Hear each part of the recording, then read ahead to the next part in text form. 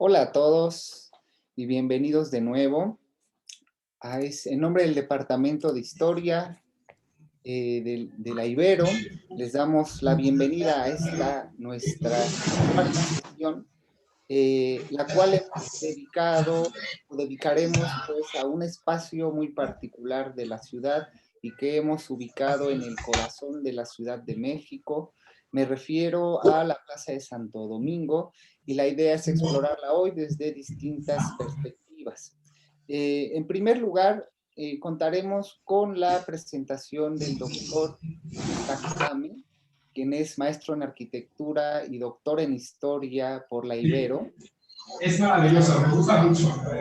Hace unos meses apenas, y él nos platicará un poco sobre la historia y el proceso de configuración urbana de la plaza y de sus principales elementos. En un segundo momento me es muy grato también presentarles al doctor Carlos Mendoza, quien es académico del Departamento de Ciencias Religiosas de la Ibero y maestro y doctor en teología por la Universidad de Friburgo. Él nos platicará un poco sobre la historia y actualidad del Imperial Convento de Santo Domingo de la Ciudad de México, en particular sobre el patrimonio y las obras de arte que tiene el templo el día de hoy. Bueno, sin mayor presentación, los dejo en muy buenas manos. Aquí estaré yo pendiente de la transmisión y vamos a iniciar dándole la palabra al doctor Isaac.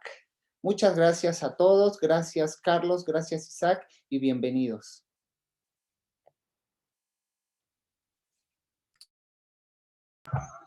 Gracias, Gabriel. Comenzaríamos, pues, si me pudieras apoyar con las imágenes. Gracias. Bueno, Santo Domingo es una plaza que está ubicada al norponiente del centro histórico de la Ciudad de México. La siguiente, por favor.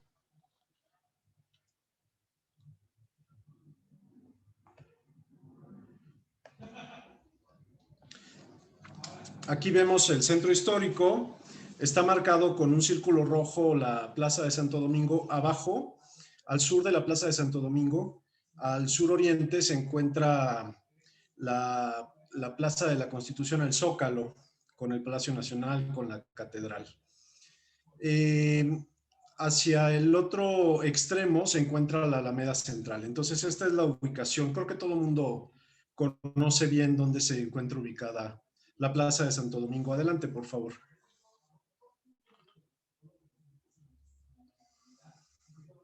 La siguiente, por favor. Ok. Estrictamente hablando, lo que consideramos como una sola plaza está conformada en realidad por dos. Una primera que se llama Plaza 23 de Mayo al norte y la que propiamente se llama Santo Domingo al sur. La siguiente, por favor.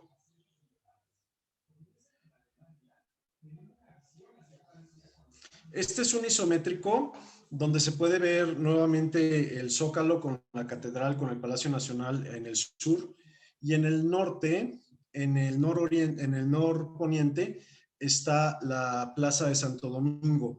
La Plaza de Santo Domingo es aquella plaza que se encuentra enfrente del Templo de Santo Domingo, como lo estamos viendo ahí. Ahí está marcado nada más con un cuadrito como rojo o como rosa. Puse el portal de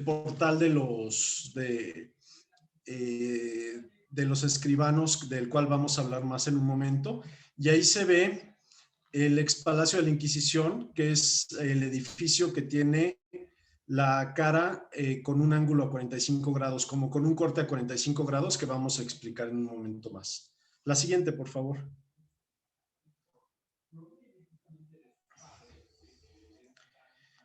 Y bueno, a la Plaza Grande de Santo Domingo, es decir, al polígono conformado por las dos plazas mencionadas, la delimitan el templo y los portales de Santo Domingo al norte, la calle 23 de Mayo primero y luego el edificio de los portales de los evangelistas al poniente, la calle de República de Cuba al sur y la calle de República de Brasil al oriente. La plaza está ubicada sobre lo que fue la casa de Cuauhtémoc, que al mismo tiempo era, esa casa de Cuauhtémoc era la sede del Calpulli de Cuepopan. Los Calpullis eran como 20 barrios, ese Calpulli era uno de los 20 barrios familiares en que se dividía Tenochtitlan. Es decir, Tenochtitlan administrativamente y políticamente estaba, digamos, encomendado a las familias de los nobles aztecas. Y esas familias de los nobles aztecas, esa demarcación territorial, se les llamaba Calpulli.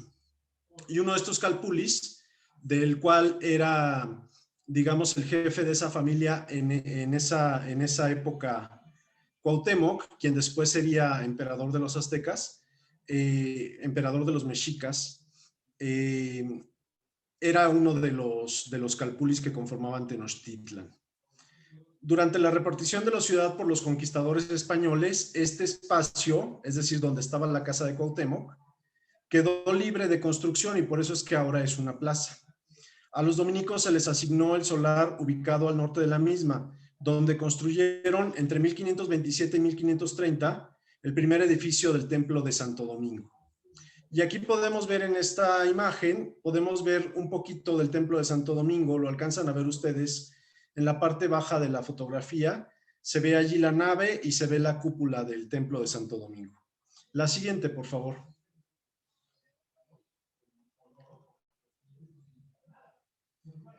Tenemos que la orden dominica construyó junto al templo un convento. Vinieron ampliaciones y remodelaciones diversas, también vinieron devastaciones. En el siglo XVIII se dio por terminada la construcción del conjunto, aunque duraría poco su esplendor porque después, en el siglo XIX, vendría la Guerra de Reforma y las leyes de reforma que implicarían la destrucción de numerosos edificios de gran valor artístico y arquitectónico en la Ciudad de México a manos de los políticos liberales. Tenemos que la mayoría de los edificios actuales son del siglo XVIII. ¿Cuáles son estos cambios que ocurrieron? Bueno, tenemos que ocurrió la gran inundación de la Ciudad de México. Luego, después de esa gran inundación, cambia el estilo artístico en la ciudad. El estilo artístico hasta ese momento había sido el estilo renacentista, que fue en el que se construyó la Ciudad de México por parte de los conquistadores españoles.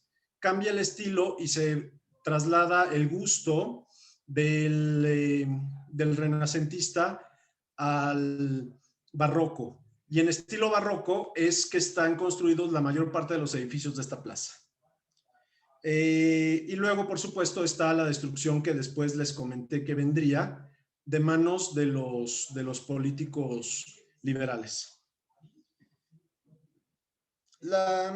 Las leyes de reforma de Benito Juárez desmembraron el gigantesco convento. La capilla del Rosario y el monasterio se destruyeron para darle paso a la calle de Leandro Valle. Esta fue una acción que algunos historiadores dirían, se abrió una calle que no venía de ningún lado y que no iba a ningún lado. Y el único fin de abrir esa calle fue destruir la capilla del Rosario y destruir el convento de Santo Domingo. La barda del atrio se demolió para convertirse en una plaza pública. En una de las imágenes que vamos a presentar más adelante vamos a ver cómo era esa hermosa barda del atrio. Y del gigantesco conjunto arquitectónico sobreviven exclusivamente el Templo de Santo Domingo y la Capilla del Señor de la Expiación, que ahorita vamos a ver unas imágenes. Adelante, por favor.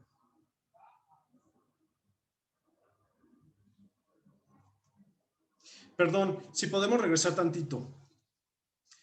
Ahorita les voy a mostrar las imágenes de la Capilla del Señor de la Expiación, pero antes quiero mencionarles, bueno, aquí está una vista, una fotografía de la Plaza de Santo Domingo, y en el centro vemos actualmente una escultura de doña Josefa Ortiz de Domínguez, de la corregidora de Querétaro.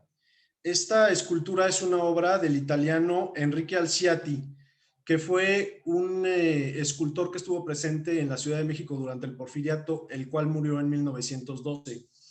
Esta escultura de la corregidora sustituyó recordó a una escultura que estuvo durante el virreinato en la plaza de Santo Domingo, que es la escultura conocida y la fuente conocida como la Aguilita. Ahora sí, adelante, por favor.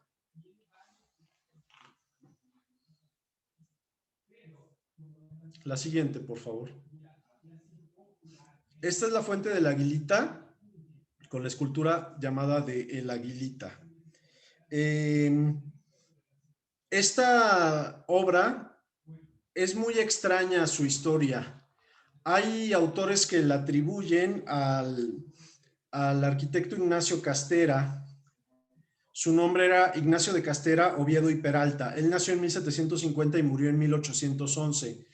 Él construyó, o su obra, se encuentra, digamos, se encuentra a caballo entre los estilos barroco y neoclásico. Pero hay una dificultad con esta atribución de la obra a él, porque pues es que no se ve ni en estilo barroco la fuente, ni se ve realmente no se puede ver tampoco en estilo neoclásico. Habrá quien diga, sí, es un estilo neoclásico que está imitando al estilo renacentista. Pero resulta difícil esta interpretación porque pues es que el neoclásico mexicano no era como una reinterpretación del renacentista mexicano. Hay quienes afirman, pero les digo de nuevo que es una cuestión muy controvertida, hay quienes afirman que esta fuente en realidad es del siglo XVI y que el arquitecto Ignacio Castera lo único que hizo fue renovarla o restaurarla o mejorarla en cuanto a su funcionamiento, porque él era experto en construcción de fuentes, que solamente la restauró o la arregló, pero que la fábrica, digamos, de la fuente probablemente fuera del siglo XVI y que por tanto sería una fuente nada menos que renacentista.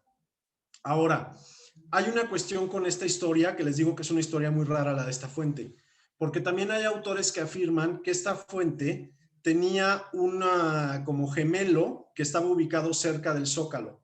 Es decir, que una de las fuentes muy parecidas o gemelas de la Aguilita, una estaba en Santo Domingo, me refiero, en todo esto era durante el virreinato, una estaba en Santo Domingo y la otra estaba cerca del Zócalo.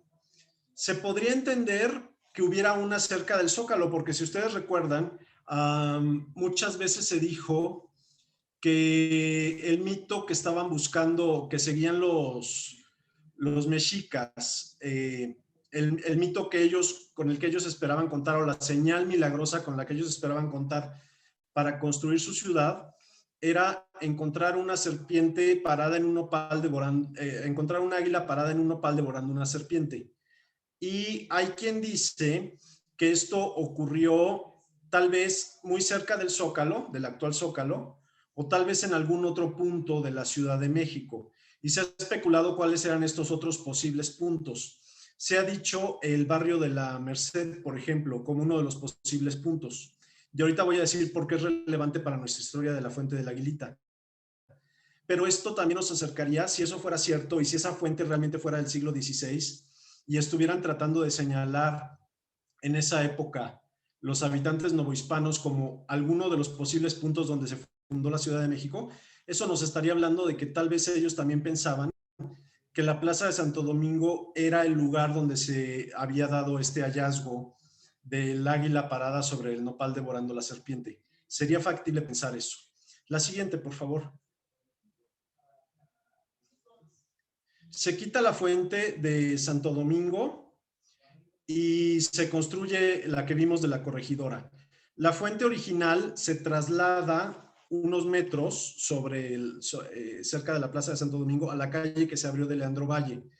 Y esta que estamos viendo aquí está en la Merced, no es la de Leandro Valle, pero son dos iguales, porque se hizo una réplica. De hecho, hay quien dice también que la que está en Leandro Valle ya no tiene el águila original, sino que el águila original se perdió después de que fue trasladada de allí la escultura. Se perdió el águila original y fue sustituida por una copia hecha con base en las fotografías. Bueno, esta que les estoy mostrando está en la Merced y está hecha con base en las fotografías de la escultura. Como nosotros podemos ver, está ahí el águila el águila con las alas abiertas de Devorando la Serpiente. Y bueno, se colocó en la Merced porque esta plaza que se le llama de los Talabarteros, tiene varios nombres esta plaza.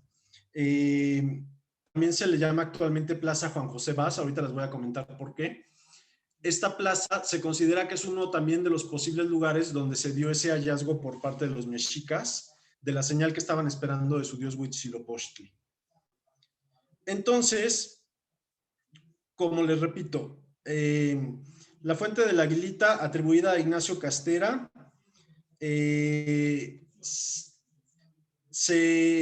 digamos que se duplicó porque se hizo una réplica. La original se colocó en la calle de Leandro Valle y la réplica se colocó en la Plaza de los Curtidores, también llamada Plaza Juan José Vaz, en la Merced, nombrada así por el político liberal que acometió la destrucción de templos y conventos durante la Reforma. De este señor, Juan José Vaz, que fue un político y llegó a ser gobernador, era un político liberal, fue el que acometió la destrucción de las iglesias y de los conventos en la Ciudad de México. ¿Por qué digo esto? Acometió.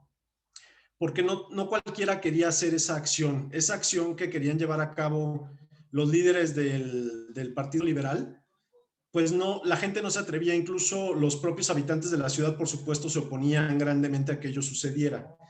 Y este señor acometió la obra y no solamente se puso a demoler, obviamente con un equipo de gente pagada para ello, de gente muy bien pagada, porque no todo el mundo quería trabajar en eso de demoler las iglesias y los conventos, en una Ciudad de México que era entonces muy católica. No solo se dio la tarea de hacerlo, sino que también él trató por su propio fuero, trató de demoler la Catedral de México y esto provocó un alzamiento popular en la Ciudad de México. Entonces, ese proyecto se dejó de lado por completo y se dedicaron solamente a destruir ciertas iglesias y a destruir ciertos conventos. Y bueno, la siguiente, por favor. Aquí son unas imágenes de esa fuente. Si podemos ver tantito la siguiente, por favor. Aquí podemos ver las características de la fuente. Si nosotros vemos la fuente, realmente pudiéramos pensar que estamos ante un diseño del siglo XVI, es decir, de la arquitectura mexicana renacentista. No pongan ustedes atención en los escalones, pongan atención a donde cae el agua y pongan atención al basamento de la escultura. Todos esos elementos parecieran como de estilo renacentista mucho más que de estilo neoclásico. Y esto reforzaría esa teoría según la cual esta fuente sí es en realidad del siglo XVI. Pero como les digo, eso es algo que no conocemos bien. La siguiente, por favor. Y en esa misma plaza, en el barrio de la Merced, se colocaron unas jardineras donde se pusieron los escudos de las diferentes versiones históricas que ha tenido el escudo de México, el escudo de México del águila devorando la serpiente. Aquí están las diferentes versiones que ha tenido ese escudo a lo largo de la historia de México. La siguiente, por favor. Y continuamos con nuestra visita a la Plaza de Santo Domingo. Y primero voy a llamar su atención sobre unos portales que se encuentran entre la iglesia y el edificio de la derecha de la fotografía. Entre la iglesia y el edificio de la derecha ustedes pueden ver unos portales, esos portales que están allí, que está señalando Gabriel muy amablemente. Esos portales fueron reconstruidos. Cuando se abre la calle de Leandro Valle, se tiran esos portales y se tira todo lo que estaba atrás, que era, como ya les comenté, la capilla de Nuestra Señora del Rosario y que era el convento dominico. Entonces, ¿por qué están ahí esos portales ahora? Bueno, durante la época de las Olimpiadas se vio que daba muy mal aspecto la calle de Leandro Valle así abierta, con la iglesia pues como se había dejado, y alguien pensó que era buena idea reconstruir, con base en fotografías, reconstruir los portales originales que tenía el conjunto.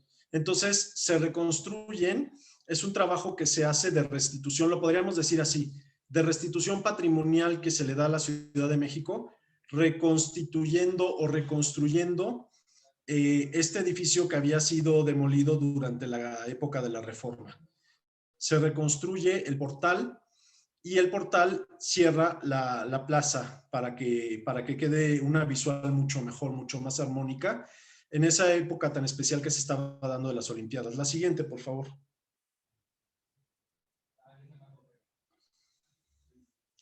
Aquí podemos ver las fachadas de los edificios que se encuentran pegado a los portales. La siguiente, por favor. Ahorita van a ver en la fotografía y van a entender mejor esto. Si pueden ver ustedes, está la iglesia, luego están los portales, luego viene un edificio realmente contemporáneo, pero que está construido con un estilo que podría ser como mimetizable con la arquitectura virreinal, dijéramos. Entonces, eso nos da una característica, ese que está mencionando ahorita Gabriel. Ese edificio que si ustedes ven, en realidad tiene varios niveles, es un edificio con muchos niveles, es un edificio de departamentos, son unos departamentos minúsculos, casi de interés social, pero lo importante de este edificio es que nuevamente cierra la visual y permite una integración con los demás edificios que están en el conjunto. Junto tenemos un edificio antiguo que podemos caracterizar como del siglo XIX, y junto a él está en blanco la iglesia, la capilla. Es la capilla que mencioné hace un momento del Señor de la Expiación. Adelante, por favor. Aquí están los edificios vistos en perspectiva. La siguiente, por favor. Y esta capilla del Señor de la Expiación, junto con la iglesia de Santo Domingo, son los únicos restos que nos quedan hasta la fecha del gran conjunto monumental patrimonial de Santo Domingo. Es lo único que nos queda ya solamente del conjunto original. La siguiente, por favor. Este que estamos viendo es el edificio de los portales. En los portales se establecieron los escribanos o evangelistas, quienes se dedicaban a escribir cartas para aquellos que no sabían hacerlo. ¿Cómo lo hacían? Plumas de ave, papel, escritorio y 2 asientos de tule. Así era como funcionaban. Funcionaron desde la época virreinal y en el siglo XIX adquieren, digamos, entre comillas, una innovación técnica. Adquieren máquinas de escribir mecánicas. Y así funcionan hasta la fecha, inclusive hasta la fecha sigue habiendo escribanos, ya obviamente con computadora, pero sigue habiendo escribanos y sigue habiendo otras cosas que ahorita vamos a comentar. Impresores de papelería para eventos sociales y, ¿cómo podríamos decirlo? Personas que se dedican a hacer documentos oficiales falsificados, comprobantes fiscales, títulos, cédulas profesionales. Eso es lo que hacen quienes están aquí en este portal que estamos viendo, que es el edificio de los portales. Adelante, por favor, la siguiente. Aquí vemos la fachada del edificio. La siguiente.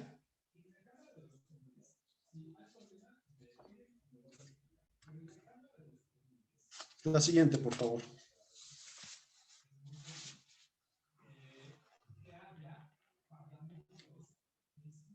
La siguiente, por favor. La siguiente. Ok, y entonces nos vamos ahora a la otra cara de la plaza. Estamos justo enfrente de la iglesia de Santo Domingo. Esta manzana contiene 2 edificios interesantes para nosotros desde el punto de vista histórico. La siguiente, por favor.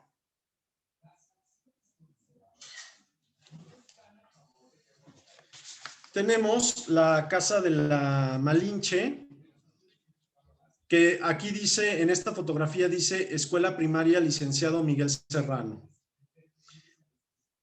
Casa de la Malinche, intérprete, compañera y mujer de Hernán Cortés.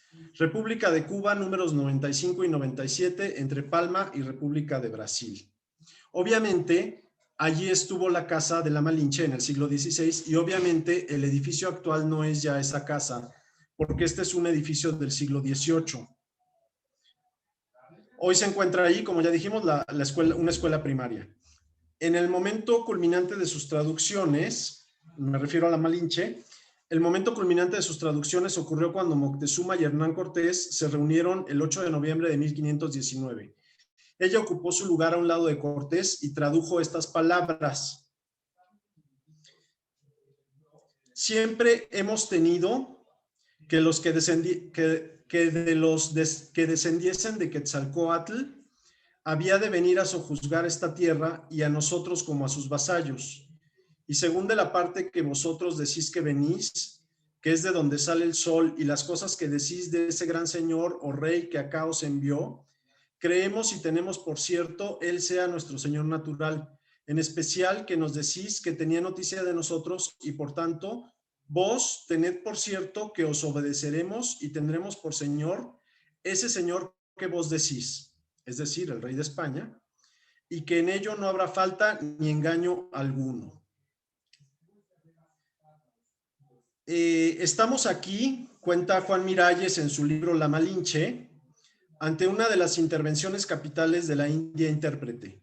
Ella tradujo al maya Chontal y Jerónimo Aguilar lo vertió al español para que más tarde, pasados 11 meses, Cortés lo consignara por escrito en la presentación que hizo al emperador, redactada sin duda alguna de la forma que mejor convino a sus intereses. Años después, la Malinche fue dada en matrimonio al conquistador Juan Jaramillo y se convirtió en benefactora de los indígenas. Francisco Castellanos escribe: la casa de la Malinche en la calle del Real era sumamente acogedora. Aquel mundo de indígenas que la construyeron también discurría por ella para ver a su patrona y paisana y solicitar en muchos casos favores que ella concedía o gestionaba con inmenso placer. En su propia casa se exhibían el trabajo y el arte exquisito de los europeos y de los indios de México. Tapices, sillas, sillones y mesas primorosamente tallados, cuadros de marcos dorados, talavera, cerámica, servicios de plata preciosamente labrados, bandejas de oro, copas de fino cristal, regias alfombras, pesadas cortinas, arcones claveteados de plata. Esto lo escribe ese historiador que comenté en el libro llamado Los grandes calumniados de México. El historiador es Francisco Castellanos. Y junto a esa casona tenemos otra casona que es la del maese Diego Pedraza. Obviamente también no se trata de la casa original. En ese predio, en ese solar, que está ahorita mencionando Gabriel, que está señalando, en ese solar estuvo la casa de maese Diego Pedraza, quien fue el primer cirujano que hubo en la Nueva España, que llegó a la Nueva España en 1525. Y la construcción actual obviamente es del siglo XVIII. Este edificio, a pesar de ser muy concurrido, ha caído en el abandono. Alberga imprentas, locales comerciales, puestos de comida, así como también, por desgracia, polvo, basura y grasa de lo que fríen los ambulantes, los comerciantes ambulantes que allí están enfrente. Ok, entonces la siguiente, por favor.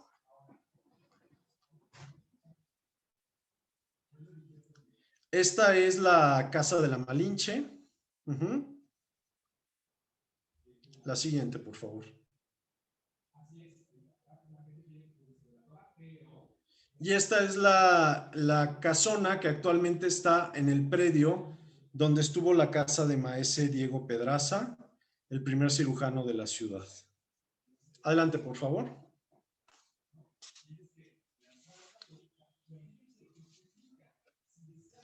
Ok, aquí vemos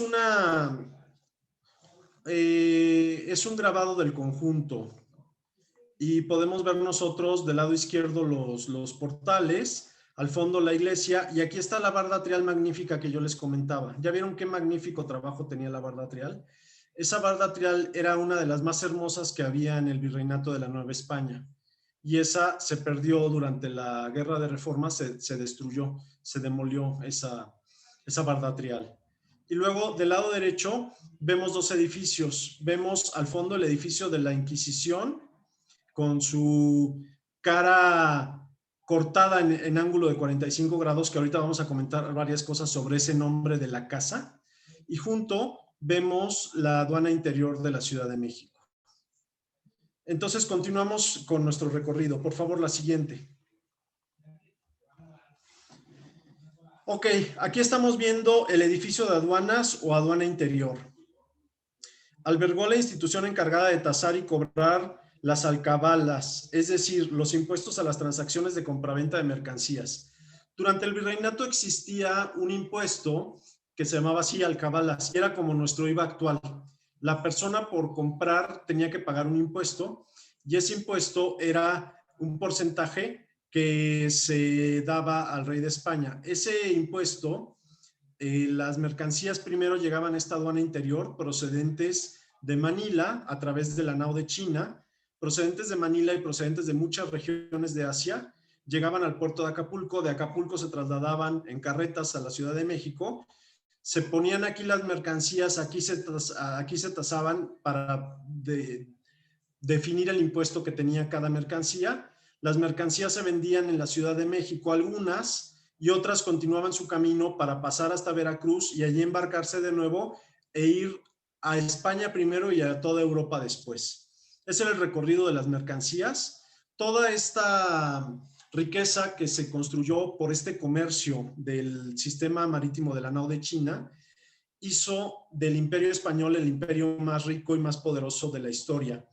Y se dice que si México se hubiera considerado en ese entonces un país independiente, es decir, la Nueva España, si la Nueva España se hubiera considerado en esa época un país independiente, hubiera sido el país más rico de la tierra, por todas las riquezas que se vertían en la entonces Nueva España por este comercio. Este edificio se encuentra en el número 31 de la calle de República de Brasil. En 1676, la institución, que se encontraba en la actual calle de 5 de febrero, fue trasladada a las casas del Marqués de Villamayor, localizadas allí frente a la Plaza de Santo Domingo. El marqués residía en España y rentaba las casas por 400 pesos anuales. Estaban muy deterioradas debido a los daños causados por la inundación de 1629, que fue la gran inundación de la Ciudad de México que les comenté, cuando se cambió el estilo de la ciudad, de renacentista a barroco.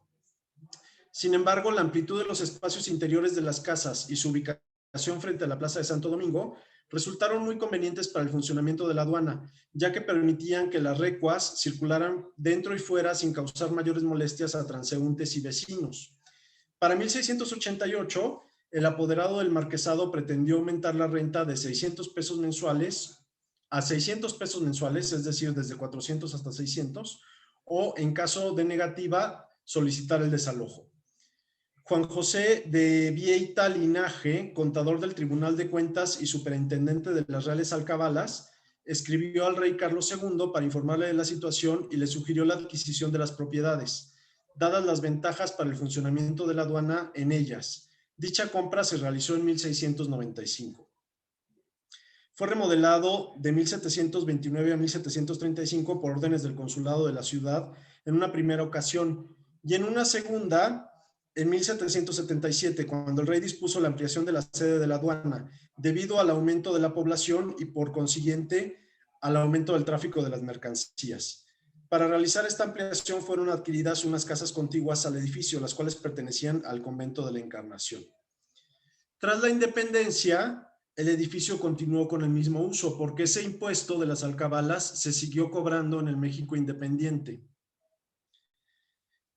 Porfirio Díaz, en 1891, como parte de un plan reformador en lo económico, decretó la extinción de todas las aduanas interiores y decretó el fin del impuesto denominado alcabala. El edificio fue destinado a la Secretaría de Comunicaciones y Obras Públicas, la cual permaneció allí hasta 1911, cuando fue inaugurado el Palacio de Comunicaciones, que actualmente es el Museo Nacional de Historia. Actualmente este edificio de la aduana alberga parte de las oficinas de la Secretaría de Educación Pública. En la escalera principal se encuentra el mural Patricios y Patricidas de David Alfaro Siqueiros. En su obra, Siqueiros utilizó una técnica de masonite de fibra de vidrio y pintada con piroxilina y acrílico. Si podemos ir pasando, por favor, las imágenes. Esta es la fachada del edificio. Adelante. Esta es la planta, que podemos ver los dos grandes patios que tenía, en los cuales entraban las recuas de animales, de caballos y de mulas, para transportar la mercancía. Adelante. Esta es una imagen de cómo se ve actualmente la fachada y ahorita vamos a contar un poco sobre la historia de la construcción del edificio unificado. Adelante. Adelante. Este es el mural de Siqueiros que les comentaba. El material que se dice que comenté ahorita que se utilizó para hacer esto, piroxilina y pintura acrílica, son un tipo de pigmentos. La pintura acrílica permite que los pigmentos queden tan bien fijados que muy difícilmente se pierden los colores. Entonces es una técnica de pintura que utilizaron los muralistas mexicanos del siglo XX. Adelante, por favor.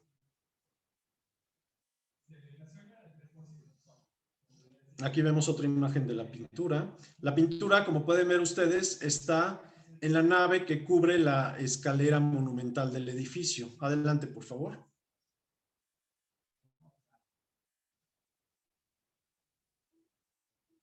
Otro aspecto del mismo. Adelante.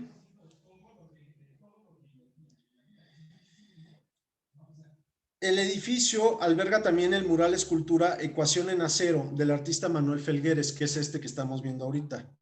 Tiene una longitud aproximada de 10 metros y una altura de 12 metros. Y Felgueres era muy dado a hacer este tipo de intervenciones donde ponía en sus murales, ponía esculturas metálicas. Ok, adelante por favor.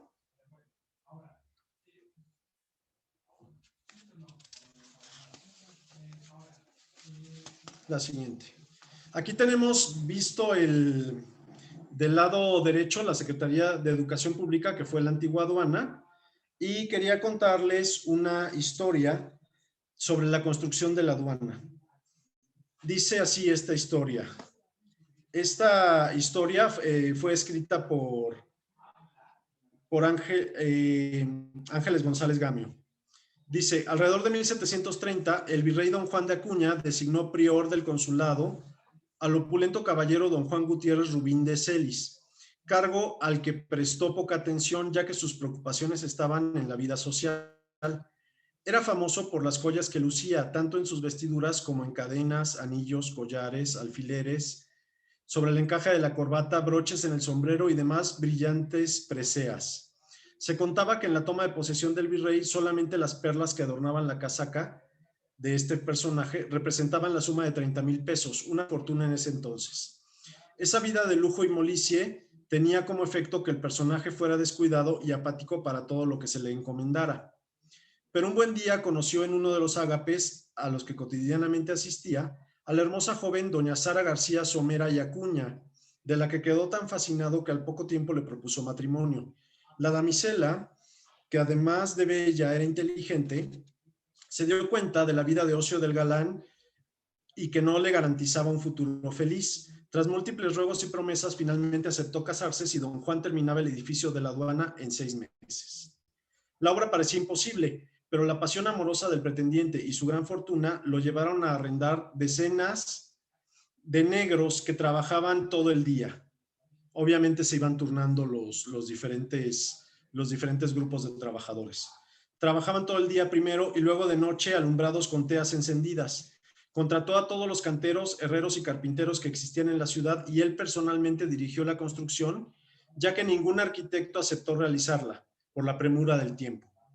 Sin más descanso que unas horas para dormir, el otrora holgazán millonario logró concluir la obra 3 días antes de expirar el plazo fijado por la dueña de sus amores.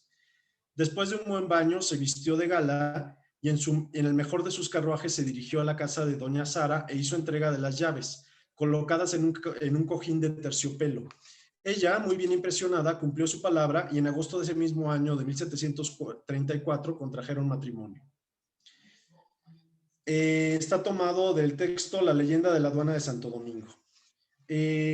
Ok, junto a la aduana, a la antigua aduana, tenemos nosotros este edificio tan extraño que tiene la cara recortada en uno de sus ángulos. Eso en arquitectura es muy común en la arquitectura barroca francesa. se llama Pancupé. Pero aquí estamos hablando de una arquitectura que estaba hecha, sí era barroca, en efecto era barroca, pero que estaba hecha en la Nueva España. Y en la Nueva España no existía este tipo de intención arquitectónica del Pancupé. Entonces, cuando se propuso, implicó un gran suceso en la ciudad, porque de hecho fue el único edificio de toda la ciudad, incluso de todo el país en esa época, que tenía esta característica arquitectónica de entrar por la esquina, entrarse por la esquina al edificio. Palacio de la Santa Inquisición o Palacio de la Escuela de Medicina. Se encuentra en la esquina de las calles de República de Brasil y República de Venezuela. El edificio actual fue construido entre 1732 y 1736 por Pedro de Arrieta, que también trabajó en una serie de otros edificios significativos de la ciudad, como la Catedral Metropolitana de la Ciudad de México y la Iglesia de la Profesa. La portada principal se encuentra en la esquina suroeste, que está cortada en ángulo de 45 grados. Este caso es único en el virreinato de la Nueva España y la idea declarada inicialmente innovadora y hermosa. Por esta característica, y aquí está lo interesante, por esta característica el palacio fue conocido popularmente como la Casa Chata, o también he encontrado que se le llamaba la Casa Mocha. La Casa Mocha, y esto nos da una referencia bien interesante de por qué ese mote que los liberales dan a los católicos, digamos, recalcitrantes, los mochos. Podría ser por este edificio. Hay quien dice que es por el brazo que perdió Santa Ana, que le decían el mocho, y de quien se suponía que era muy católico y que por eso se les dice mochos a los católicos. Pero yo pienso que también puede ser por esta casa. La casa nada menos que de la Inquisición, al que muchos se referían, casa a la que muchos se referían como la Casa Mocha.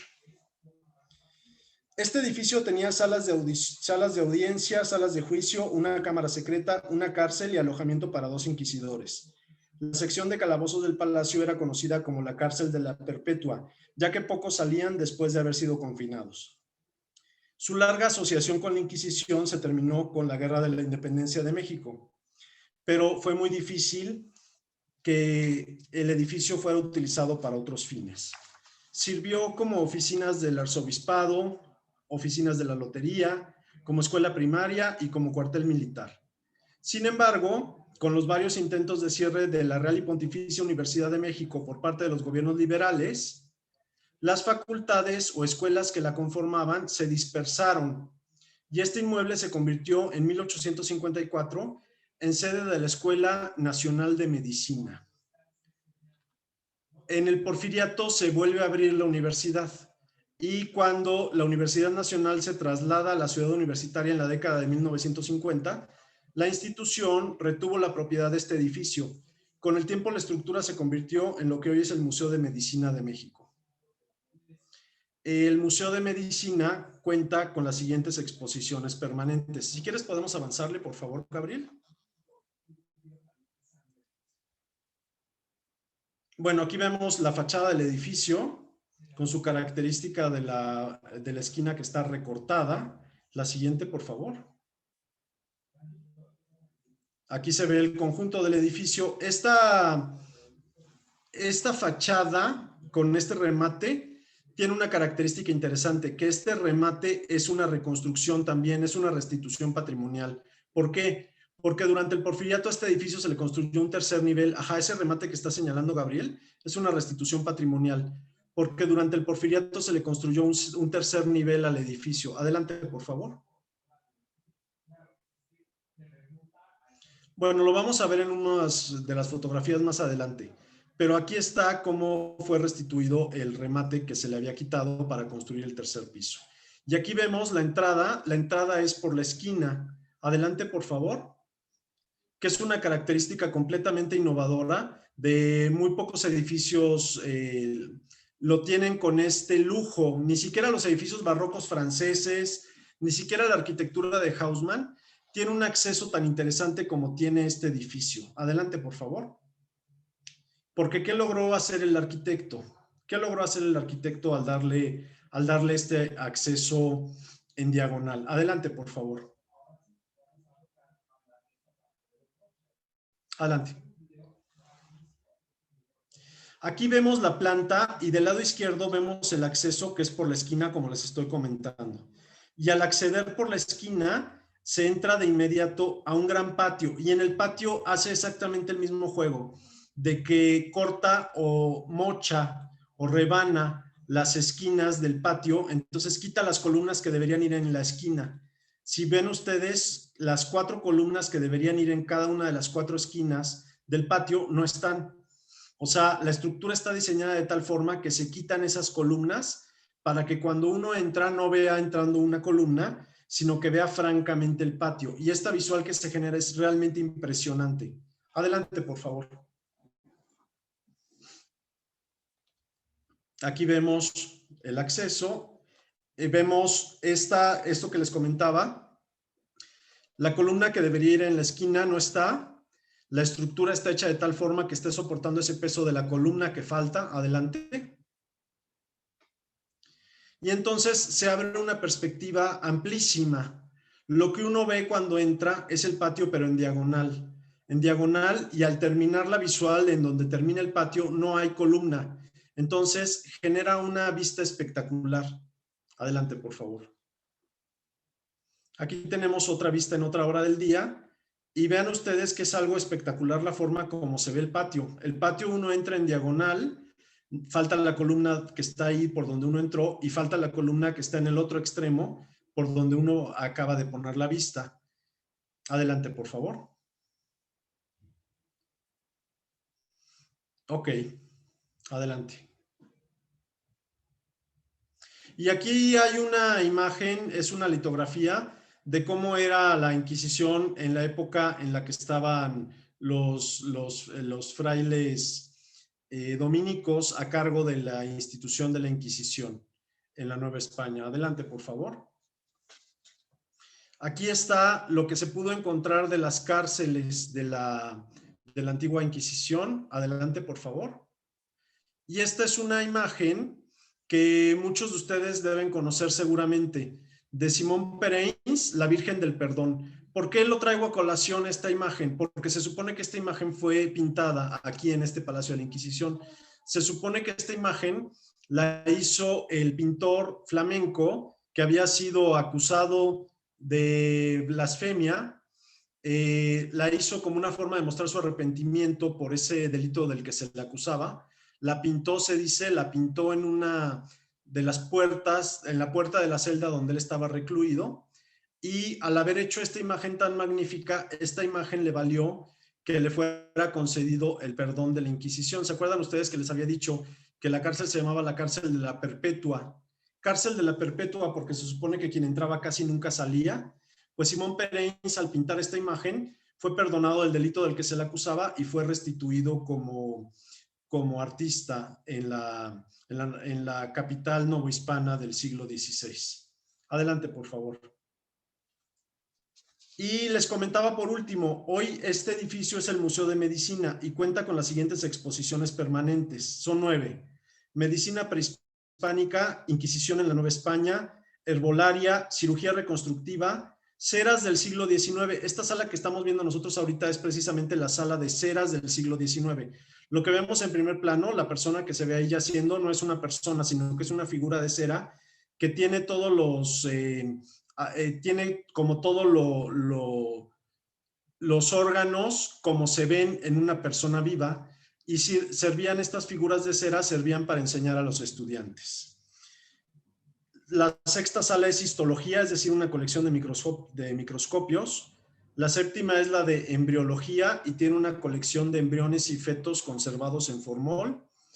La octava es el jardín botánico de un convento virreinal. En uno de los patios de la casa del Palacio de la Inquisición se simuló un jardín botánico del convento virreinal y se dispusieron plantas medicinales como las sembraban, digamos, en sus conventos los frailes de las diferentes órdenes, porque ellos en sus conventos sembraban plantas medicinales y plantas alimenticias. Sobre todo, por ejemplo, era muy común que en los patios hubiera naranjos, es decir, plantas de cítricos y plantas medicinales. Y la novena sala es una botica del siglo XIX. Adelante, por favor.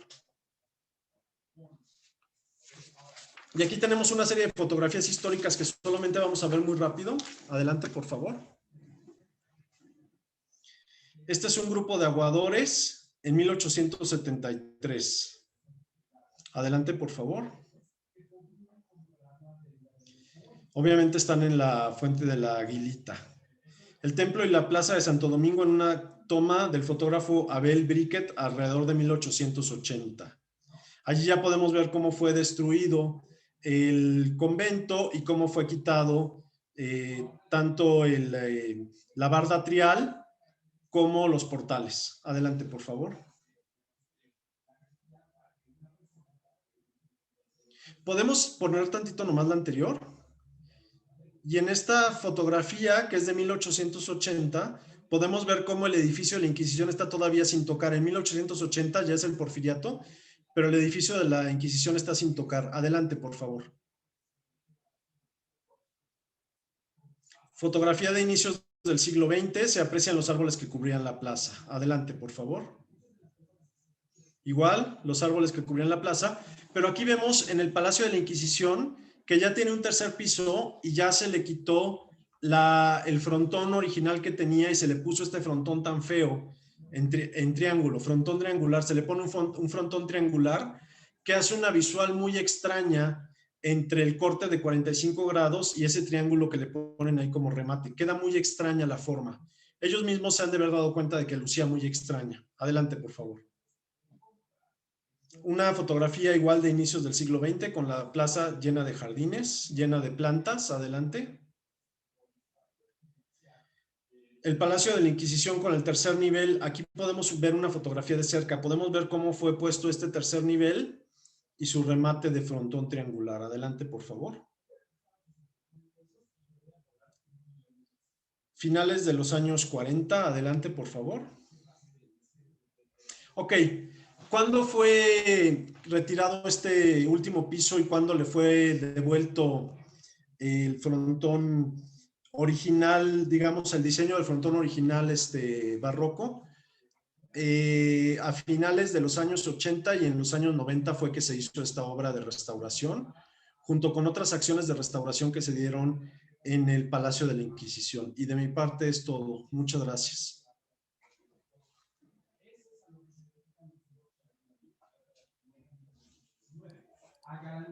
Muchas gracias, Isaac, por tu fabulosa presentación. Creo que haces una buena reconstrucción histórica y gráfica de la plaza y de sus principales elementos, dejando, creo, para todos este misterio sobre el templo y el convento de Santo Domingo, del cual Carlos Mendoza nos hablará a continuación. Cabe señalar también que el doctor Carlos Mendoza es miembro de la Orden de Predicadores y nos hablará un poco de, como dije en un principio, de la historia de este convento y de la actualidad bueno, del templo más que otra cosa. Bueno, Carlos, te agradezco de nuevo, muchísimas gracias. ¿Quieres que yo haga la transmisión de la Si me presentación? permites, yo puedo compartir pantalla, nada más me habilitas para hacerlo. Sí. Hola, buenas tardes, noches. Muchas gracias, doctor Tame, por esta magnífica presentación de arquitectónica e histórica. Gracias, doctor. Toda la plaza de Santo Domingo con esa gran riqueza histórica, cultural, y de la que yo quiero hoy pues hablar en una perspectiva, digamos, como un sobreviviente del Imperial Convento de Santo Domingo de México, como intitulé aquí esta presentación con la que quiero pues, dirigirme a esta audiencia que veo que es nutrida y además experta ya en estas historia viva, un proyecto de la Universidad Iberoamericana que, bueno, Gabriel Pot ha desplegado con mucho talento desde hace ya años. Felicidades, Gabriel, y gracias por la invitación.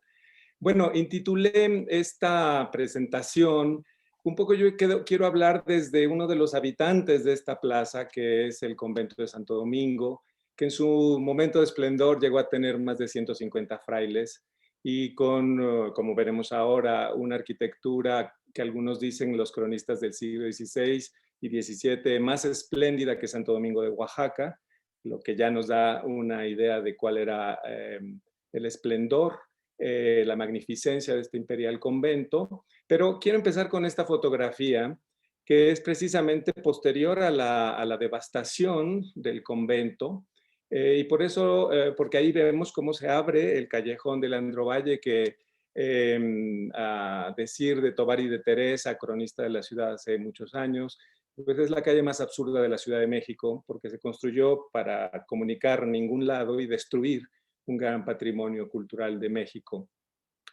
Aquí vemos algunos de los rastros de lo que se hará, por ejemplo, la entrada al claustro principal. Aquí estaba la Capilla del Rosario. Veremos ahora algunas croquis de la época, una reconstrucción. Pero, ¿por qué esta imagen para iniciar? Porque decía Juan Villoro, un magnífico escritor, miembro del Colegio Nacional y amigo también del convento de Santo Domingo, en su crónica Vértigo Horizontal, publicada hace unos años, donde cuenta un capítulo es la Plaza de Santo Domingo, porque ahí sucedieron historias de familia para Juan Villoro, su padre en particular, don Luis Villoro, pero también por el significado histórico que tiene esta plaza. Y me preguntaba, cuando estaba redactando ese libro, Juan Villoro, ¿qué están haciendo los dominicos con su historia de 5 siglos? Y bueno, ese convento imperial, además de la destrucción, pues hoy queda reducido a una comunidad de 5 frailes y algunas cuantas fraternidades laicales más devocionales, que tienen un poco la presencia y mantienen la presencia, yo diría casi de manera heroica, en este espacio. Con una tradición de 5 siglos se está preparando el 5º centenario de la fundación de lo que fue el primer convento de dominicos en tierra firme, como se decía en la época, es decir, en el continente americano, y que fue en 1526. Entonces, dentro de 6 años se celebran estos 500 años y bueno, la idea es preparar un proyecto que nos ayude a recuperar esa historia, pero no para gloriarnos de ella, simplemente de ese pasado esplendoroso con sus sombras, como en su momento hablaré, no solo la página difícil de la Inquisición, problemática, si bien se ha exacerbado también la leyenda, otras páginas tristes de esa historia colonial. Y quiero hablar entonces desde las ruinas de lo que fue el Imperial Convento.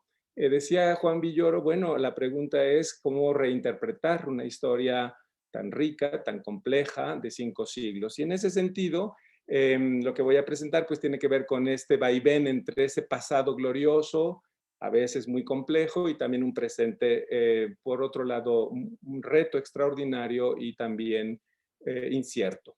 Aquí tenemos, me quiero referir, bueno, a algunos de los cronistas importantes del siglo XVI, Dávila Padilla, Hernando Ojea, Diego Durán, sobre todo Diego Durán y un gran amigo de la UNAM, el doctor José Rubén Romero, investigador en el Instituto de Investigaciones Filosóficas e Historiográficas, ¿verdad? Históricas. Ha estudiado mucho a los cronistas novohispanos, en particular a Diego Durán, porque lo que hicieron no fue solo contar la historia del convento, sino de su proyecto evangelizador, especialmente, por ejemplo, Diego Durán en su crónica, cómo fue un referente para mantener viva la memoria de las fiestas, sobre todo mexicas, de la tierra y de sus divinidades, asociadas a las fiestas cristianas. Entonces, ha habido desde el inicio de la presencia de los dominicos en la Nueva España una preocupación por lo que hoy llamaríamos una inculturación del Evangelio, si bien hubo también una imposición colonial.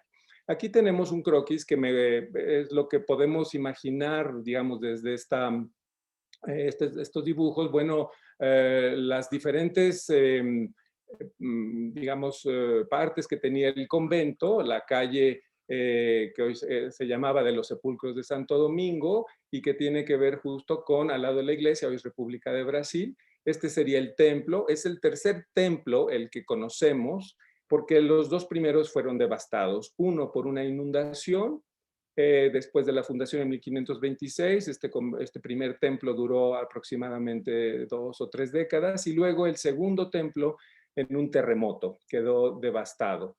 Entonces, aquí vemos los claustros principales, por ejemplo, bueno, este es el atrio, como dice aquí, ¿verdad? La portería para entrar, esto es el callejón, digamos, lo que, toda esta parte quedó destruida. Donde está el templo, la nave, pues la capilla del Rosario, que esto es muy importante porque está justo en el callejón actual de Leandro Valle. Dice algún cronista que era tan espléndida como la Capilla del Rosario de Puebla. Bueno, de decir que yo soy poblano y que no es posible hacer esta comparación, pero efectivamente debió ser una capilla espléndida. Solo queda la imagen que está en el coro alto de la Virgen misma, que fue rescatada de esta imagen de María cargando al niño.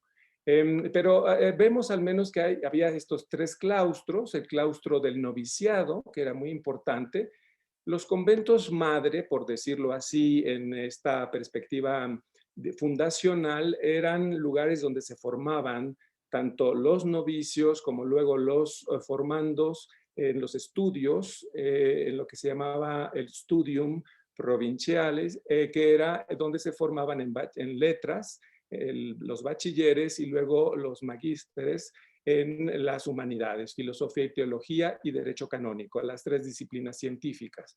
Entonces, el claustro del noviciado va a ser relevante, mantengan un poquito este nombre, porque hay un Cristo que hoy está en el templo, en el altar mayor, que era el Cristo del noviciado, regalo del emperador Carlos V al convento, al imperial convento, como en una cédula se describe.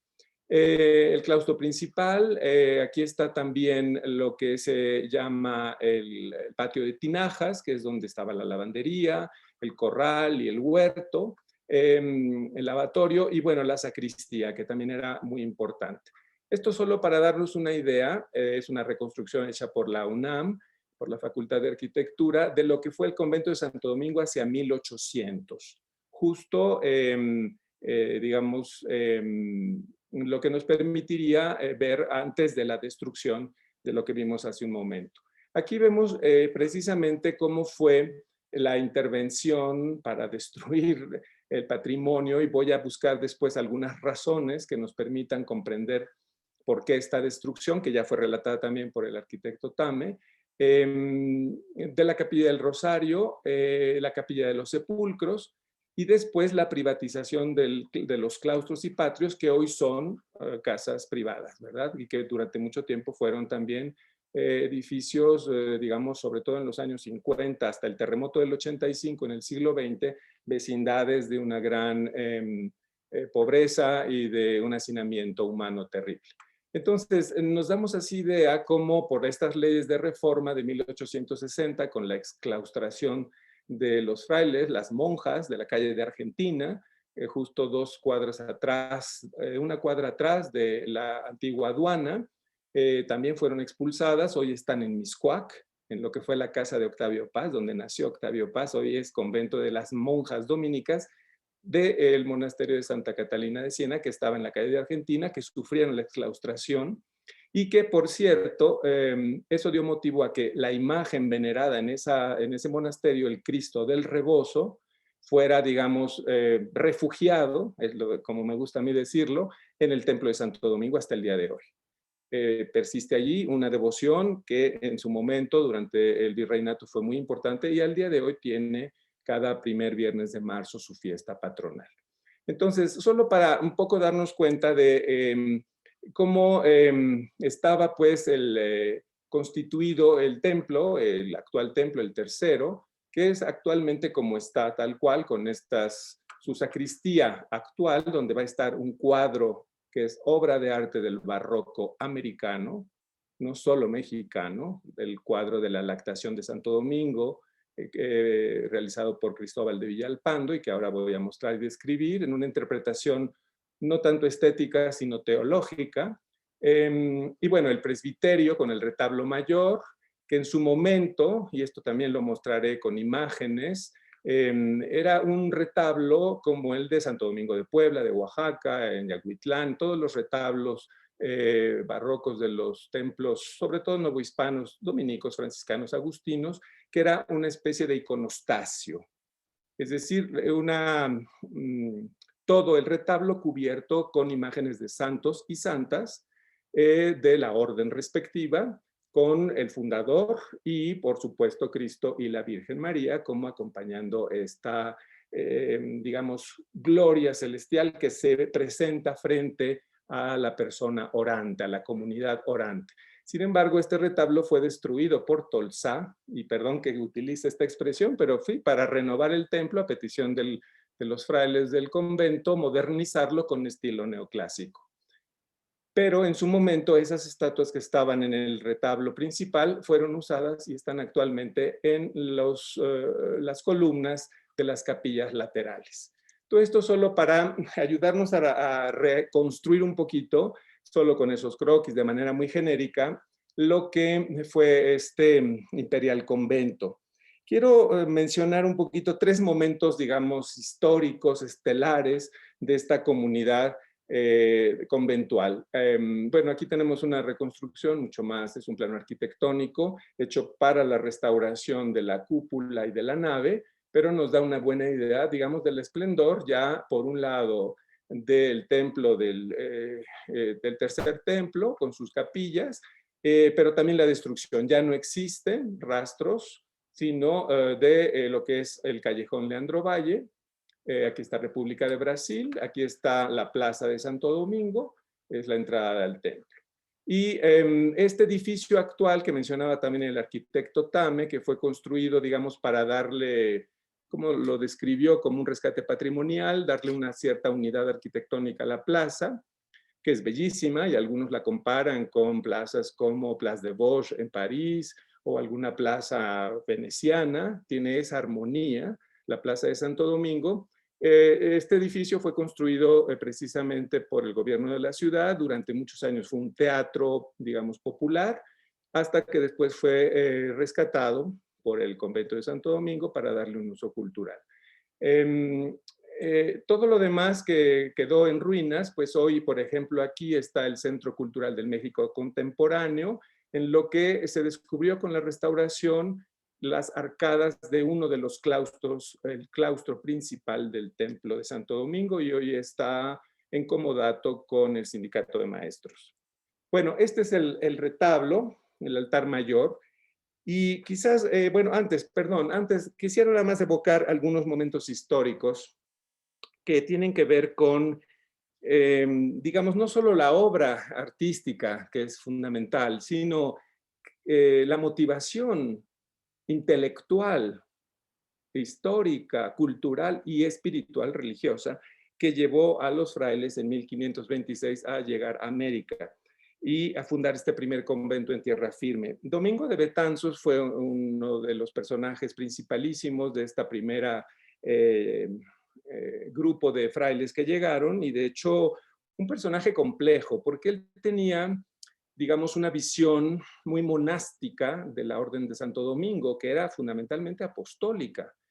Las órdenes mendicantes en el siglo XIII, franciscanos, dominicos, mercedarios, nacen para distanciarse del modelo monástico que está en el claustro trabajando y orando, ora et labora de San Benito, recibiendo a huéspedes como sacramentos de Cristo, etcétera, pero un modelo feudal, digamos, de vida religiosa. En cambio, las órdenes religiosas en el siglo XVI, perdón, en el siglo XIII, que nacen antes, van a estar en los burgos nacientes, en las ciudades que ya se están separando del señorío feudal y están siendo núcleos urbanos donde las cofradías y los grupos de artesanos, los masones, los que construían templos y edificios civiles, los talabarteros, todos los oficios, generaban una nueva organización social. Y entonces nacen las órdenes mendicantes, ya no como monjes, sino por eso se les llama frailes. Los frailes menores son los franciscanos, los frailes predicadores, los dominicos, y así los frailes que liberan cautivos, los mercedarios, etcétera, porque estaban en movimiento, en itinerancia. Entonces, por eso los conventos de los frailes del siglo XIII siempre van a estar ubicados en la muralla de la ciudad, porque entran y salen, están en movimiento. Y esto fue importante para la evangelización de América y sobre todo en la corona española, porque la evangelización de Nueva España y de América española fue encomendada a las órdenes mendicantes, no a las órdenes monásticas, a diferencia de Brasil, en donde los monjes benedictinos llegaron desde finales del siglo XVI. La vida monástica masculina en América hispana no existió sino hasta el siglo XX prácticamente. Había mucha vida monástica femenina, pero no masculina. Entonces, los frailes misioneros tenían un poco esta visión. Y bueno, Domingo de Betanzos tenía, digamos, esta impronta de ser un fraile predicador, pero con asceta. Era un místico que tenía una visión como muy conventual. Y a diferencia de Bartolomé de las Casas, que si bien no fue hijo del convento de Santo Domingo, sino obispo de Chiapa, el primer obispo de Chiapas, pasó con frecuencia en el convento de Santo Domingo rumbo a España para debatir los derechos de los indios. Pero ahí se muestran ya dos visiones de lo que era la predicación en el siglo XVI. Unos, implantar prácticamente un lugar de espiritualidad en el corazón de la ciudad. Otros era estar en las fronteras con los pueblos indios. Y esto ha sido muy bien analizado por Daniel Ulloa, un dominico historiador que publicó en el Colegio de México su tesis doctoral hace ya más de 35 años, que se llamó Los predicadores divididos.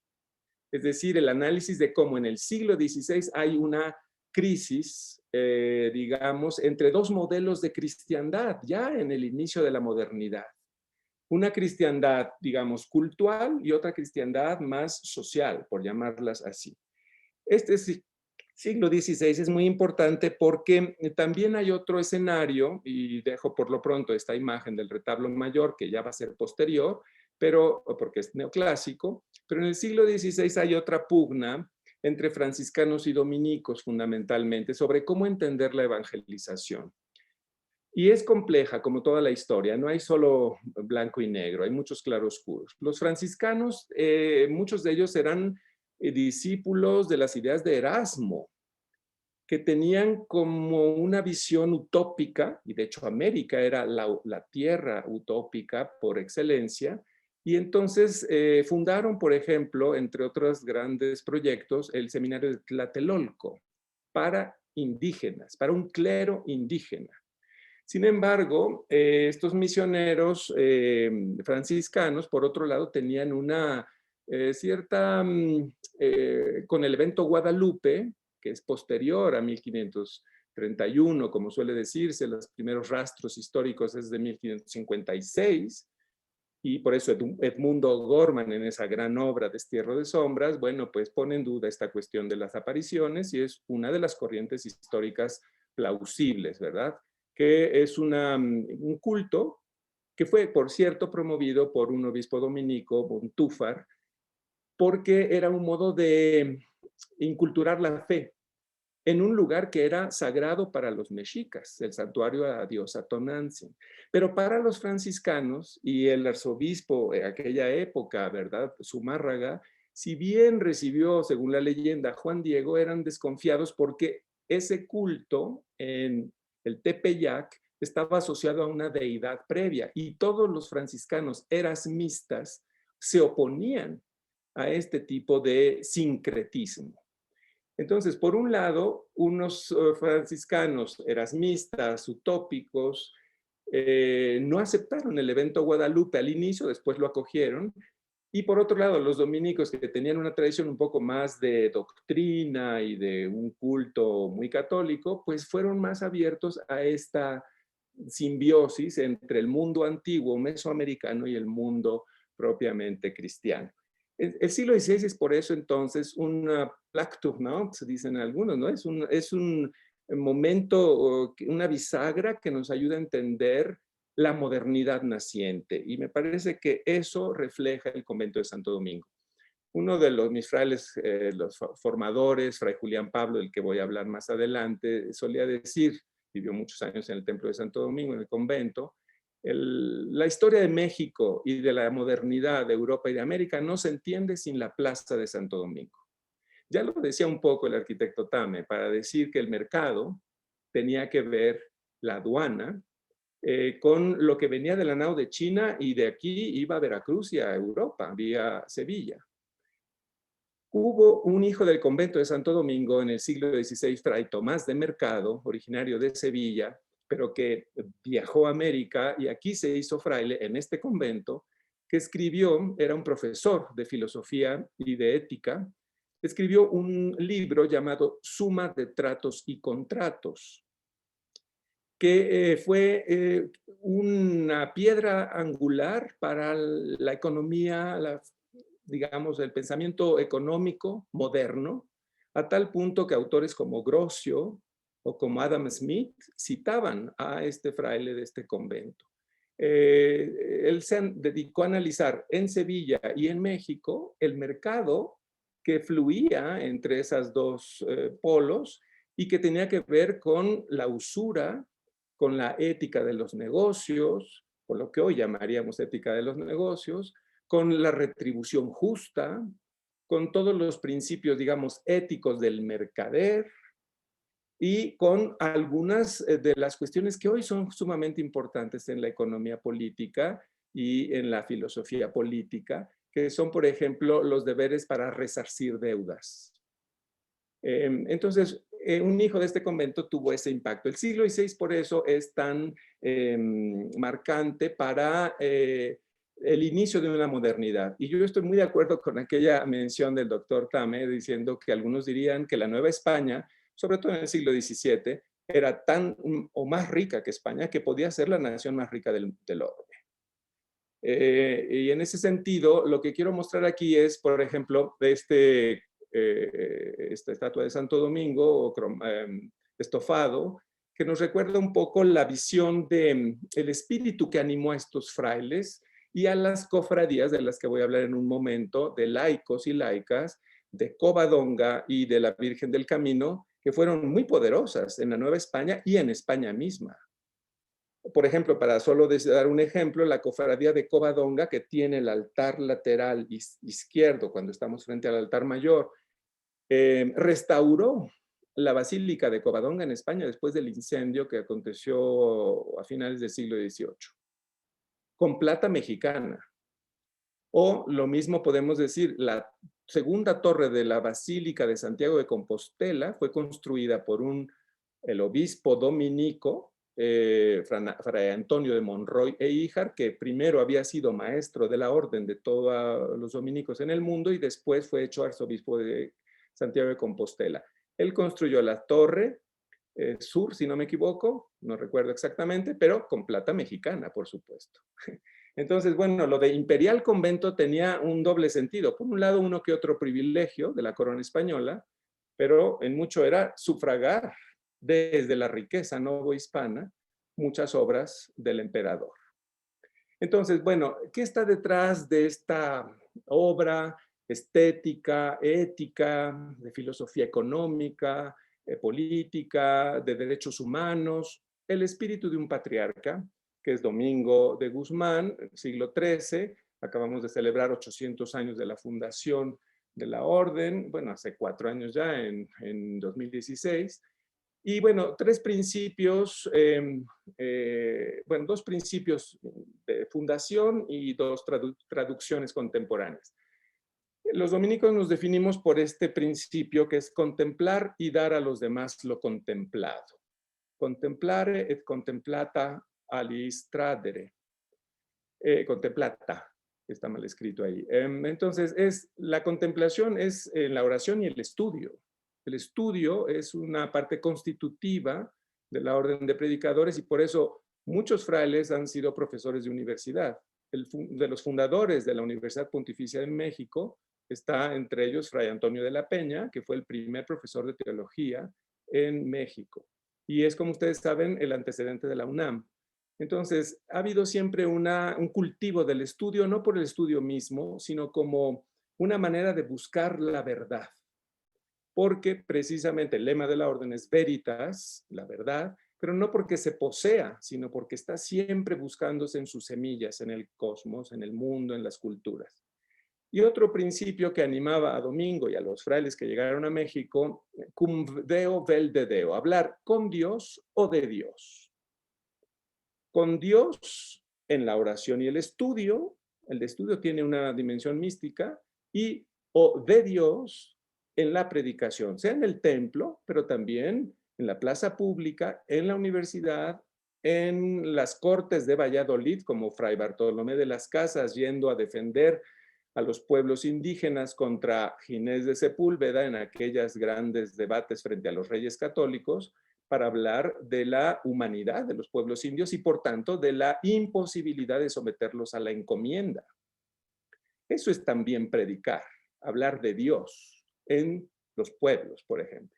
Entonces, esto se ha traducido a lo largo de 800 años con dos expresiones más contemporáneas: una predicación en las fronteras, otros dirán en las fracturas de la humanidad. Un gran obispo de origen argelino, francés, Pierre Claverie, asesinado en un atentado, él y su conductor, su chofer, por un fundamentalista islámico, y es un mártir que ha sido beatificado. Él decía: la vocación de la orden es estar en las fracturas de la humanidad. Allí donde está herida, a veces de muerte, la humanidad. Y allí es donde la palabra puede hacerse carne. Entonces, bueno, todo esto es lo que animaba el esplendor de estas obras, tanto arquitectónicas y estéticas, como por otro lado, las obras sociales o intelectuales de los frailes en la universidad. Y bueno, el diálogo fe y razón, que es lo que hoy anima, digamos, las universidades que tiene la orden en todo el mundo y que de algún modo es parte de nuestra tradición intelectual. Aquí ven ustedes una perspectiva del templo desde el altar mayor. Esto es muy difícil verlo porque es desde donde está el que preside la Eucaristía. Y aquí ven ustedes los dos retablos. Este es el retablo de la Virgen de Covadonga, que, como ustedes saben, bueno, pues los migrantes españoles venían de diferentes culturas que forman la nación española. Y bueno, Covadonga, y aquí la Virgen del Camino. Este es un altar que artísticamente es unitario, es una sola pieza, aunque está formado por varias partes, pero es de un mismo estilo, es de una misma factura. Y la Virgen de Covadonga, bueno, tiene una cofradía que les decía yo, en el siglo XVIII, fines del XVII y XVIII, fue tan rica que pudo solventar la restauración de la Basílica de Covadonga en España, que había quedado destruida por un incendio. Y este retablo que les voy a mostrar en su momento, que es el de la Virgen del Camino, León, en la provincia de León, en España, fue restaurado hace más o menos 10 años. Tengo algunas fotos que quiero mostrarles, porque quiero hablar un poco de lo difícil que es conservar un patrimonio como esto. Y fue restaurado, aquí tenemos, no se ve bien, pero es un Santo Domingo de Herrera, que es una obra importantísima. Aquí está el que mostré, Santo Domingo Fundador, y aquí va a estar una capilla de la Eucaristía que es muy contemporánea, como lo vamos a ver en su momento. Solo quiero señalarles aquí, ven ustedes estas esculturas que están en las columnas de las capillas laterales. Estas son columnas que estaban en el altar mayor, en el retablo del altar mayor, que pues entre los frailes y Tolsá echaron abajo para modernizar la iglesia, porque lo moderno en el siglo XIX, principios del XIX, era, con los Borbones, sobre todo en España, era el neoclásico. Lo barroco decía relación a lo antiguo, a la Inquisición, a una especie de edad oscura del cristianismo, y entonces lo neoclásico era lo moderno. Y bueno, pues Tolsá, con gran talento, pero al mismo tiempo, bueno, parte de su época, bajó todas estas esculturas y las pintó de blanco y negro. Aquí las estamos viendo en blanco y negro. Hemos podido restaurar solo 2, porque es carísimo el proceso de restauración y muy lento. Este que esta es madera estofada, del mismo estilo y quizá más esplendoroso del que mostré hace un momento, que era este Santo Domingo. Y aquí ven ustedes el blanco y negro neoclásico. Y esta es una imagen neoclásica, pero las que están aquí son todas barrocas, excepto esta que es Tomás de Aquino y que es más reciente porque aquí estaba el púlpito que fue destruido. Bueno, esto para decir, el siglo XVII y esta obra es, según Juana Gutiérrez Aces, en paz descanse, una queridísima amiga y colega investigadora de la UNAM, era la especialista en Villalpando. Bueno, según ella y muchos otros especialistas, es la obra cumbre de Villalpando y es un cuadro de una magnitud de 5 metros por 3.6. Está en la actual sacristía y bueno, es la lactación de Santo Domingo. Y claro, está la simbología, digamos, los símbolos femeninos de lo divino, que me parece que es importante. A Juan Villoro siempre le gusta comentar conmigo este cuadro porque dice, bueno, es una teología feminista de finales del siglo XVII, ¿verdad? Porque todos los personajes son mujeres excepto Santo Domingo, que está famélico y que va a ser nutrido por la leche materna de la Virgen, de María. Entonces, en ese sentido es un cuadro que lo que está haciendo es un tema recurrente en fundadores. Los fundadores o las fundadoras de órdenes religiosas reciben un alimento especial, espiritual, místico, etcétera, de María como Madre de Dios. Y en este caso hay toda una composición, no solo estética, que es de una factura extraordinaria, por supuesto los vestidos de todas las mujeres que aparecen aquí, los ángeles, la luz. Aquí no se percibe tanto la luz solar y la luz nocturna, que está un poquito más a la derecha. Pero lo que me interesa es la interpretación teológica, que es la que Villalpando captó muy bien, porque es un cuadro que tiene detrás una teología tomista, es decir, fundada en Tomás de Aquino y en esta tradición intelectual de los frailes predicadores. Es decir, Domingo está acompañado por 3 mujeres, que son las 3 virtudes teologales: la fe, mirando hacia lo alto; la esperanza, vestida de noche y embarazada, porque aguarda el amanecer, el nuevo día, los dolores de parto del nuevo mundo; y la caridad, vestida de rojo. El rojo, que es el símbolo, el color asociado al amor.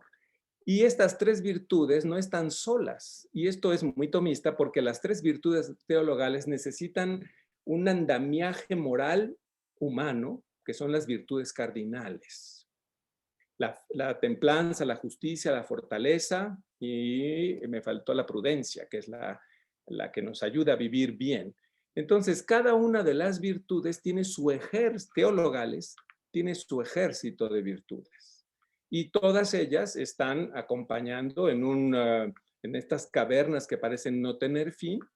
Es la base humana para la gracia.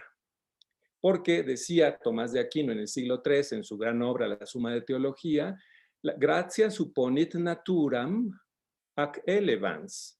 La gracia supone a la naturaleza para elevarla. Es decir, no puede haber gracia divina en obra si no hay un recipiente humano, una tierra fértil, que sería la gran metáfora de Jesús de Nazaret. La semilla, wow, el tiempo corre, me quedan 5 minutos. La semilla necesita una buena tierra, y la buena tierra es nuestra condición humana, y esa está gobernada por las virtudes, las 4 cardinales. Entonces, es un cuadro teológicamente profundo, y además, bueno, la proporción aquí áurea es maravillosa, porque ven ustedes que es como un caracol, una espiral, y claro, no es el centro del, digamos, del cuadro, sino está a un lado, y es esto el movimiento, y la luz solar está detrás de María. Lo divino queda en una penumbra, en cierto modo, porque lo divino es inasible, inefable. A Dios nadie lo puede manipular. Y esto tiene que ver con una teología que se llama, en la gran teología antigua, teología apofática, es decir, negativa. No podemos hablar de Dios sino indirectamente, por medio de metáforas, de nombres, de imágenes. Nadie puede ver a Dios y quedar vivo, decía, por ejemplo, Moisés, ya en el Sinaí. Es decir, lo divino nos sobrepasa. Y esto tiene muchas implicaciones, no solo estéticas, sino políticas. No hay ningún poder humano que pueda suplantar a Dios, ni a la dignidad humana, que es la huella de Dios en nosotros, nosotras. Entonces, en ese sentido, yo quiero por eso subrayar que todas estas obras son como la expresión maravillosa de lo que llamaba Tomás de Aquino el pulcrum. El pulcrum es el quinto trascendental, el quinto rasgo del ser, y es la armonía de cuatro previos. Todo lo que existe, lo que existe, es el primer atributo del ser. Todo es bueno por existir. Todo es verdadero, ¿verdad?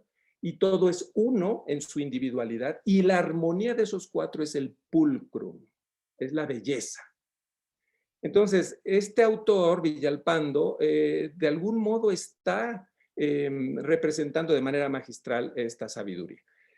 Me quedan unos pocos minutos porque lo que quiero nada más es evocar, bueno, ¿y qué sigue hoy? Es un templo en ruinas, el convento fue destrozado, el templo está en muy mal estado, se hizo una recimentación hidráulica no tan completa como la de catedral, esta se hizo en 1990, sobre todo el lado de la calle de Brasil, el templo se está hundiendo, ya se evitó que se siga hundiendo, pero rompió la bóveda y la cúpula. Se hizo una restauración hace 5 años y se impermeabilizó también la nave. Pero todo esto, claro, depende de las autoridades federales, porque como ustedes saben, todos los templos son bienes nacionales y debe ser así. Y esta restauración de la cúpula que ven ustedes, bueno, pues algunos detalles de cómo fue hecha. Esta es una celosía que aquí la pueden ver al lado izquierdo del altar mayor arriba. Este es el oratorio actual de la comunidad. Y aquí se cuentan los cronistas que el emperador, el virrey, perdón, cuando venía a Santo Domingo a misa, él, digamos, que escuchaba misa desde aquí arriba. Y es una celosía mudéjar que tiene una belleza impresionante. Aquí ven ustedes cómo estaba el altar el retablo de la Virgen del Camino, bueno, pues en un estado lamentabilísimo. Afortunadamente en 2015 se pudo conseguir un apoyo federal para su restauración. Primero hubo que fijarlo porque estaba a punto de caerse. Y bueno, el estado de deterioro era clave. Las pinturas, todas las esculturas, afortunadamente se ha podido hacer. Algo similar está por hacerse en el de Covadonga, aunque está en mejor estado, es también urgente hacer una restauración. Y quiero mostrarles esta capilla porque tiene que ver con lo más contemporáneo. Esta capilla está al lado del altar mayor, al lado derecho, junto al retablo que acabo de mostrar de la Virgen del Camino, y fue restaurada por Fray Julián Pablo Fernández hace unos años, pues combinando elementos de modernidad y tradición, porque eso es lo que nos mantiene vivas a todas las instituciones, o milenarias o centenarias. O nos renovamos o pasamos a ser solo un museo. Y entonces estos elementos de modernidad, por ejemplo, en esta estética, el padre Julián Pablo era pintor, él falleció hace 4 años, si no me equivoco. Su gran tema era el Ecce Homo, el varón de dolores, Cristo sufriente, pero al mismo tiempo transmitiendo desde allí la trascendencia divina. Y bueno, el oro recordando lo barroco, son todos los muros así, el tabernáculo no se ve abierto, pero dentro hay un Cristo de marfil maravilloso porque guarda la reserva eucarística. Este vigía, que es el centinela, son balas de cañón transformadas en un instrumento de paz. Porque una frase de Isaías dice, de los espadas forjarán arados, de las armas podaderas. Y eso es lo que el Mesías quiere hacer en la historia, de la violencia llevarnos a la paz. Bueno, no sé si tengamos tiempo para ver un pequeño video. Gabriel, ¿me das unos minutitos más o ya pasamos al cierre? No, vamos a ver los videos sin problema. Bien, para decirles qué estamos haciendo hoy, respondiendo a la pregunta de Juan Villoro, ¿qué hacen con su patrimonio los frailes, los laicos y laicas dominicos, quienes queremos mantener vivo este espacio? Pues un espacio cultural, Santo Domingo de México.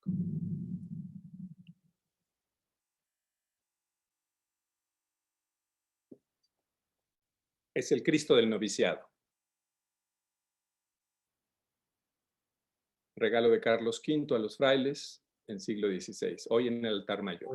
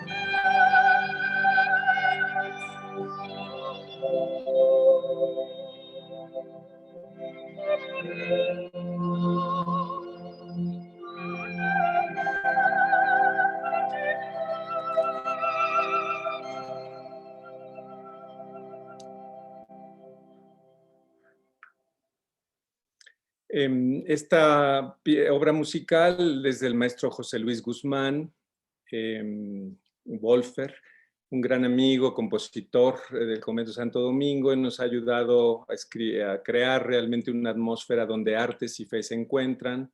Escribió, por ejemplo, una misa para saxofón y órgano maravillosa.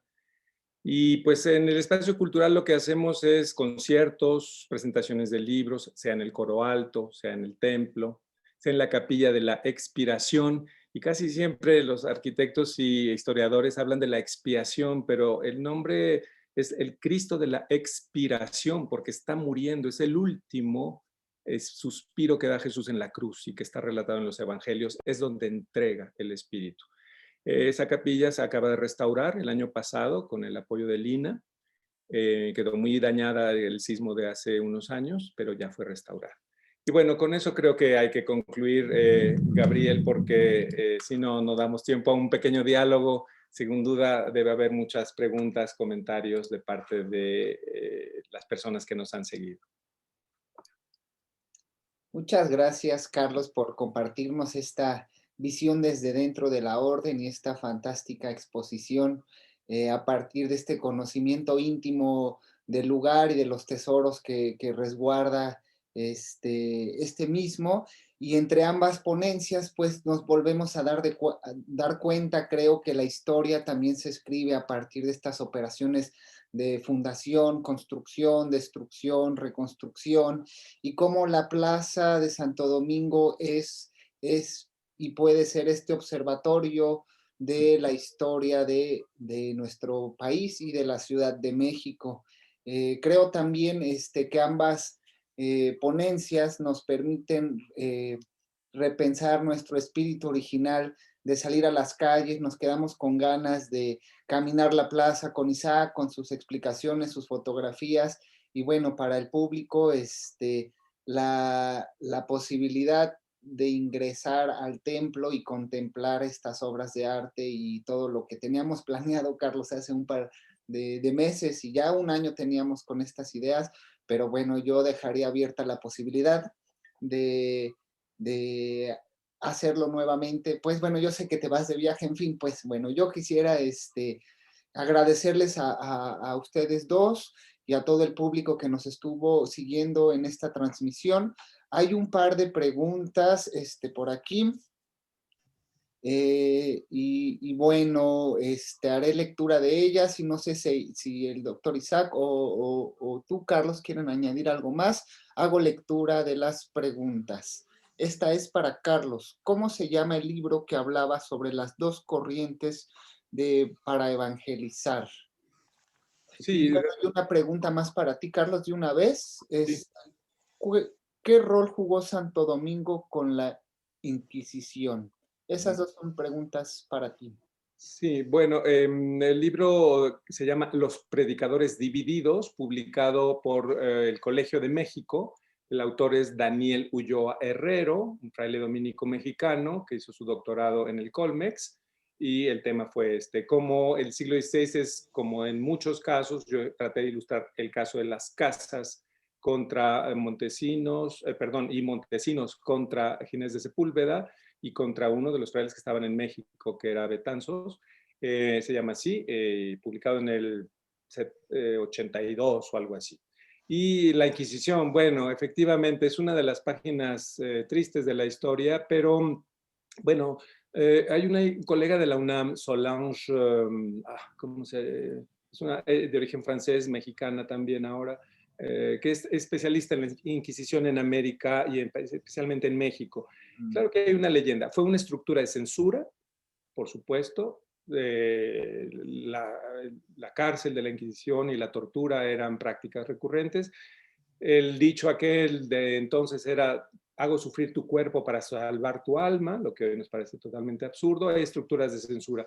Ella, Solange, en un libro que se llama, lo puedo buscar y después se los paso. Ella dice, bueno, las víctimas ejecutadas, por cierto, cerca de la plaza de la Veracruz y por el lado de la Alameda y San Hipólito, allí eran las ejecuciones, fueron quizás no más de 300 ejecuciones en 300 años. No justifica, por supuesto, en absoluto esta estructura de censura, y la participación de franciscanos y dominicos desde el siglo XIII en la Inquisición era ser como los jueces que deliberaban sobre la ortodoxia o no de las personas acusadas. Y claro, era el brazo civil el que ejecutaba, pero era una estructura, por supuesto, de censura, de un sistema de cristiandad donde las órdenes, sobre todo dominicos y franciscanos, eran los inquisidores, los jueces, y el brazo civil era los que practicaban tanto la tortura, con asesoría de muchas veces de los frailes, y las ejecuciones a cargo del brazo civil. Yo quisiera, disculpen, agregar a lo que dice el padre, el doctor, sobre los muertos de la Inquisición. En efecto, todos los muertos de toda la Inquisición en los países del mundo donde estuvo activa fueron menos que los muertos que hubo en la matanza de Tlatelolco. O sea, en todos los siglos de la Inquisición en todo el mundo fueron menos muertos que los que hubo en la matanza de la noche de Tlatelolco. Esto, por supuesto, no es para justificar la institución, pero solo para poner en una balanza y ver la relación y el verdadero tamaño que tuvo este fenómeno. Pues muchas gracias a ambos. Parece que ya no hay más preguntas. Bueno, hay una pregunta más. Bueno, además de muchas felicitaciones para ustedes que ahorita podrán leer en el chat. Hay una pregunta última que dice, ¿fue casualidad que estuviera enfrente el Palacio de la Inquisición? No, ninguna. Fue precisamente parte de esta estructura, digamos, gubernamental de la cristiandad novohispana. Y en ese caso, sí, en México los dominicos efectivamente jugaron ese papel principalísimo porque, vamos, digamos, conocían la doctrina y así como eran profesores en la Universidad Pontificia, eran jueces del tribunal, de lo que se llamaba Santa Inquisición, lo que es un contrasentido, ¿verdad? Pero que dentro de la estructura de cristiandad novohispana y medieval primero, tenía una explicación, no justificación, de todo, digamos, como estructura de control de censura, por supuesto. Y nada más, el libro se llama de Solange Alberro, Inquisición y Sociedad en México, sobre todo 1571 a 1700, publicada por el Fondo de Cultura, ya en 2015. Gracias, Carlos. Gracias a todos. Y pues de nuevo, creo que fue un muy ilustrativo y este ejercicio a la distancia aún. Y los invitaría a que nos acompañaran la próxima semana por el recorrido que haremos por los paisajes forenses de Latinoamérica el día martes. Y el día jueves iniciaremos un ciclo de conferencias interesante que es cómo se pensó la Ciudad de México como la Nueva Jerusalén. Entonces, bueno, para todos aquellos, bueno, esto tendrá su versión franciscana, sus versiones, ¿verdad? Pero bueno, para seguir en este espíritu de historia viva, de seguir conociendo la ciudad, la historia de la Ciudad de México y nuestra historia, pues, los invitamos a sintonizarnos y pues muchas gracias de nuevo a todos y hasta la próxima. Gracias, Gabriel. Gracias, arquitecto Tame. Muchísimo. Gracias. Muchas gracias. Hasta luego.